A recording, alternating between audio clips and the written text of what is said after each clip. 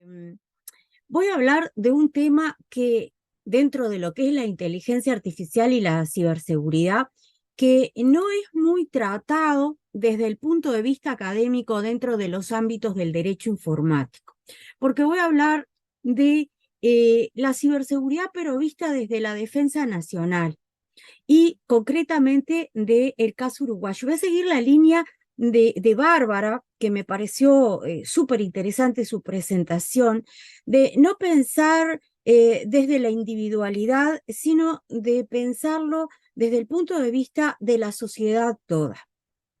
Voy a hablar en este sentido, dar un marco de la ciberseguridad en el ámbito de la institucionalidad y el marco jurídico acá en Uruguay. Y después me voy a preguntar si la inteligencia artificial o determinadas aplicaciones de la inteligencia artificial puede constituir una amenaza y si como amenaza debería ser contemplada en el marco normativo en este sentido.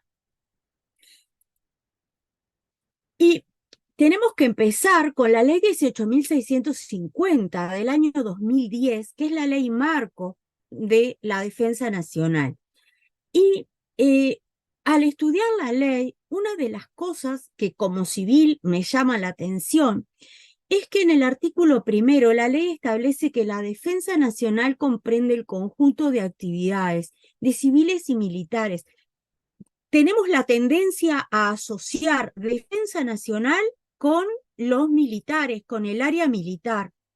Y vemos que nuestra ley no lo entiende así, sino que entiende, y lo dice en el artículo segundo, que la defensa nacional constituye un derecho y un deber del conjunto de la ciudadanía.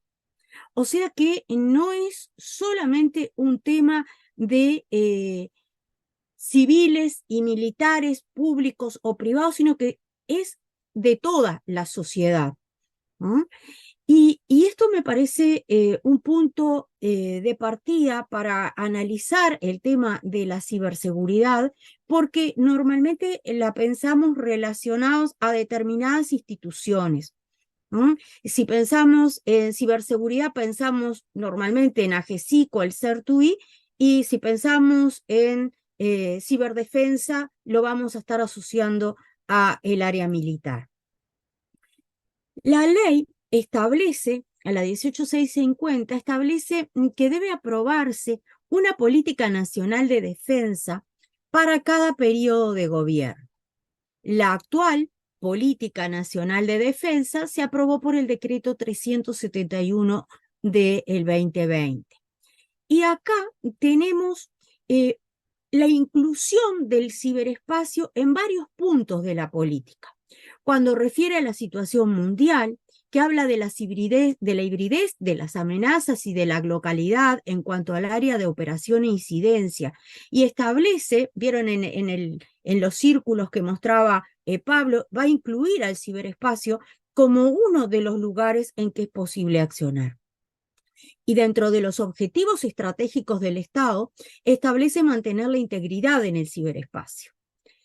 En los objetivos de la defensa nacional, establece que debemos asegurar la soberanía del Estado en los territorios, en los espacios terrestre, marítimo, aeroespacial y del ciberespacio. Y el punto noveno consagra las amenazas, que ahora después las vamos a ver más puntualmente, y a grandes rasgos establece como amenazas la violación de nuestra soberanía en el ciberespacio y los ciberataques. Y esta PPT es una PPT muy vieja de AGESIC, que lo que nos está mostrando es todo el ecosistema de ciberseguridad en nuestro país. Y vamos viendo las verticales y tenemos esas distintas áreas, el CERTUI, ¿verdad? Dentro de la Dirección de Seguridad de AGESIC, que lo vuelve a decir en los artículos aprobados en esta última rendición de cuentas, que establece una serie de obligaciones en materia de ciberseguridad. Por otra parte, el CECIR de Antel, un CECIR de salud que vamos a ver que en sí como CECIR de salud no existe, y esta infraestructura tiene un marco normativo asociado. La agencia se crea en el 2006, la AGESIC, la Agencia de Gobierno Electrónico y Sociedad de la Información y el Conocimiento, y ya al año siguiente, por rendición de cuentas, se crea el Consejo de Seguridad de la Información, consejo que si bien ha sufrido una serie de modificaciones, funciona hasta el día de hoy. Y en el año 2008 se crea el CERTUI, se lo reglamenta en el año 2009. Como se suele decir, los bomberos de la información, ¿ah? Son los que van a proteger los activos críticos de información en nuestro país.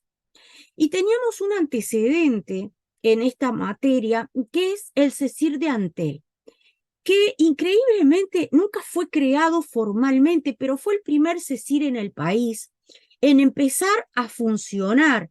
Tenemos una resolución de Antel del 2005 que establece que se va a desarrollar un centro de respuestas a incidentes. Y en el 2007, otra resolución dice que se va a impulsar el Centro de Respuestas e Incidentes de Seguridad Informática y de Telecomunicaciones de Antel.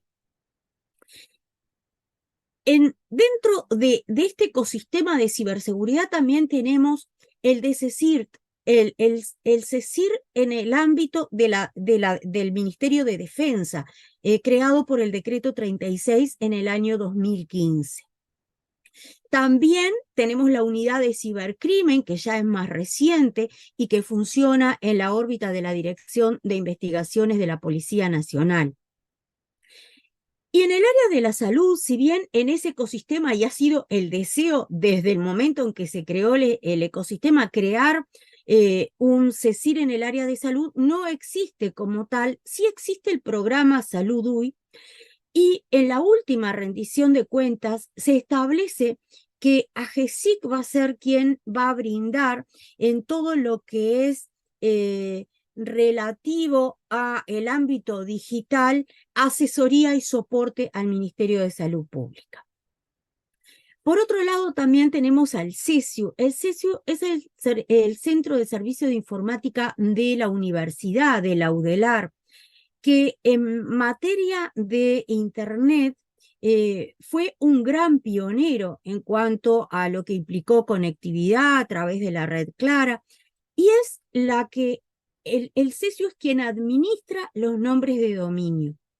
Y ahí podemos pensar, bueno, pero yo contrato con Antel.com, sí, por delegación del CESIU.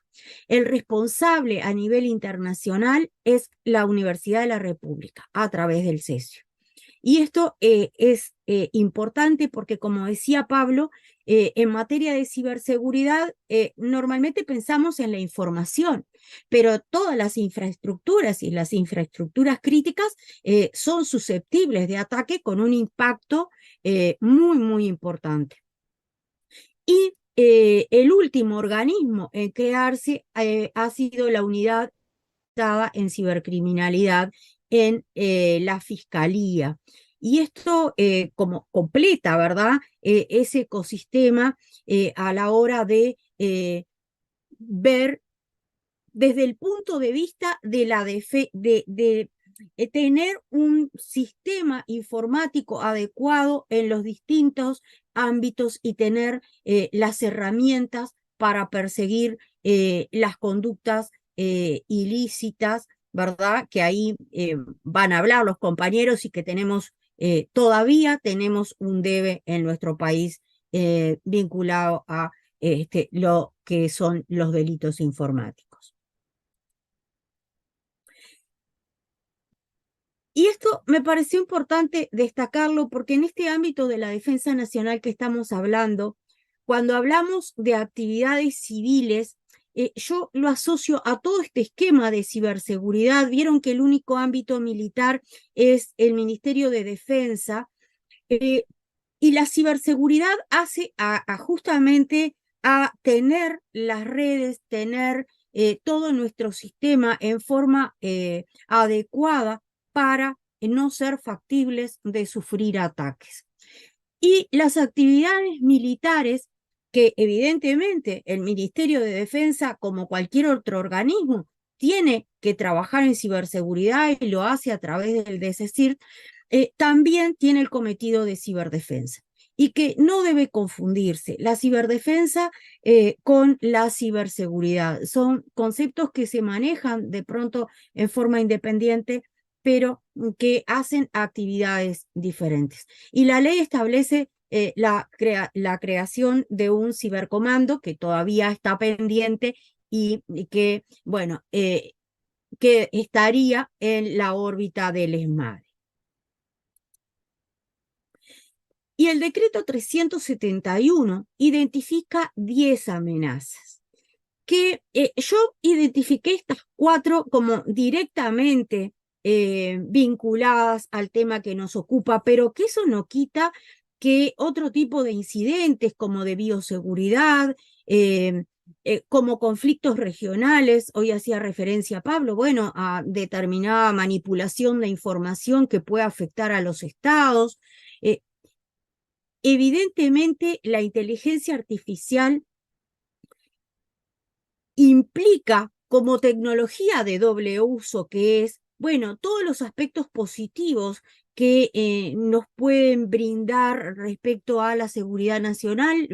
Pablo mencionó varios en ese sentido, pero también implica esta posibilidad de que su uso constituya una amenaza. Y en este sentido, eh, la inteligencia artificial en el marco de la defensa nacional, podemos decir que afecta a todos los factores del poder nacional. Porque si lo pensamos desde el factor político, bueno, nos vamos a estar cuestionando la regulación, nos vamos a estar cuestionando si constituye una amenaza, si como amenaza deberíamos regularla.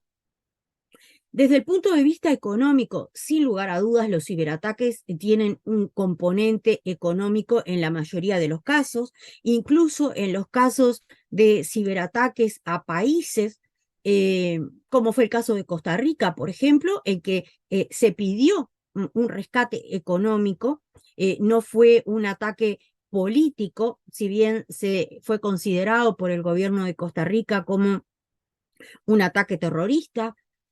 Pero también desde el punto de vista económico tiene aspectos presupuestales. Todos estos organismos que mencionamos, toda esta infraestructura de ciberseguridad necesita presupuesto. Y en este sentido, siempre la ciberdelincuencia va por delante.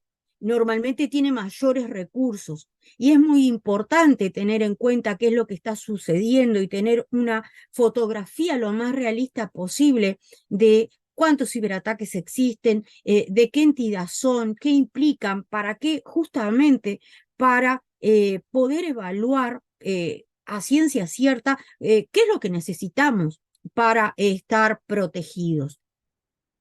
Y cuando digo estar protegidos, pienso en el factor psicosocial, porque sin lugar a dudas, toda esta problemática en cuanto a la defensa de toda nuestra población hacia la seguridad humana vista con un espectro amplio y en el sentido individual, como pueden haber sido todos los ataques y las estafas bancarias, sobre todo que se sufrieron el año pasado, que fueron muchísimas y que todavía hoy en la mañana, antes de conectarme, recibí un phishing de una tarjeta local diciéndome que se había suspendido mi cuenta. Por supuesto que es un phishing. Ni siquiera tengo esa tarjeta, o sea que, bueno, continúan estos ataques a nivel individual, pero sin lugar a dudas, los ataques colectivos, los ataques a las infraestructuras críticas son riesgos potenciales. Desde el punto de vista del factor científico-tecnológico, sin lugar a dudas, afecta porque es el origen de la problemática planteada. La evolución y la evolución vertiginosa que en estos últimos años ha sufrido la inteligencia artificial. Pero desde ya les adelanto que comparto la visión de Laura de que la inteligencia artificial fuerte no creo que planteada como está planteada hoy en día vaya a suceder. Estamos como en una etapa de empuje de inteligencia artificial, pero si nosotros lo miramos a lo largo de su historia, vemos que estos empujes han sucedido y que luego vienen lo que se llaman los inviernos a nivel tecnológico y que en realidad son picos importantes, son picos de avance, pero es una tecnología que está a nuestro servicio y como tal la tenemos que tratar.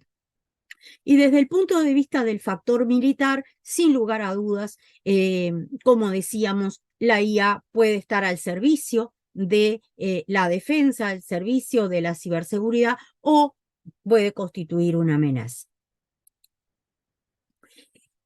Y para terminar, yo elegí estas 5 posibles amenazas, ¿no? Los ciberataques que hemos estado hablando, las armas autónomas.